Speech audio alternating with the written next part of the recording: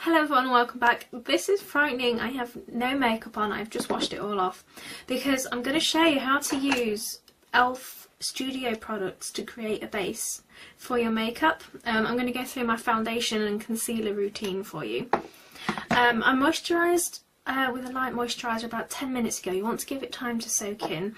And I'm going to start off with the e.l.f. Mineral Face Primer and just do one pump onto the back of my hand.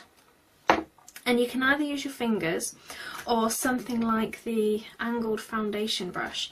And I'm just going to apply this. I'm going to focus on my T-zone. One pump is a little bit too much because at this time of year I'm a little bit oily. So you don't want to put too much primer on. So I've perhaps put a little bit too much on my hand. The primer, now I am pink because I've just washed off my makeup. So the primer creates a base to apply your foundation over, which will help it last. Just gonna, probably should use about half a pump for my face instead of a full pump. So then you take, I'm using liquid foundation, just take whichever liquid foundation you're using. And I pump some onto the back of my hand, and I'm going to use the powder brush. Now I like using these flat top brushes to apply my foundation, and what I do is I stipple it into the back of, stipple it on the back of my hand onto the brush. You see it's on there, and then just stipple it over your face and blend.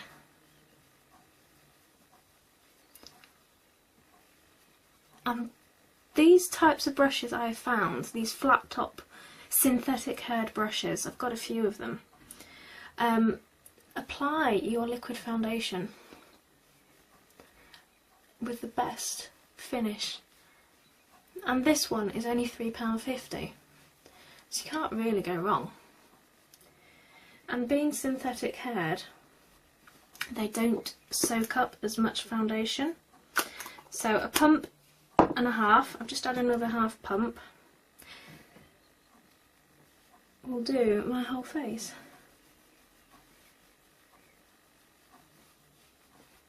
And with the primer it creates a smoother base for your liquid foundation, so it will go on and blend into your skin so much more easily. Don't forget to do your jawline. You don't want a line. So,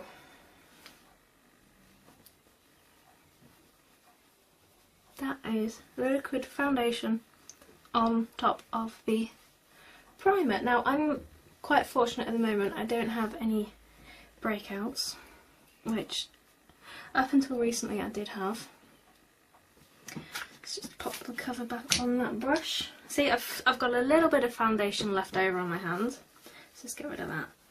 But I get dark circles, so I'm just going to use the under eye concealer and highlighter. Now I apply, when I'm applying liquid foundation, I apply my under eye concealer afterwards because I would tend to buff away the concealer. So just going to pop a little bit on there. And I forgot to pick up the brush. I like the contouring eye brush for blending out my concealer. So just blend that out. And then I'm using the Complexion Perfection. I set my concealer with this yellow shade. Just go over the top, and I find that just gets rid of my dark circles. Makes me look slightly more awake. Apart from the bright light that's shining in my face.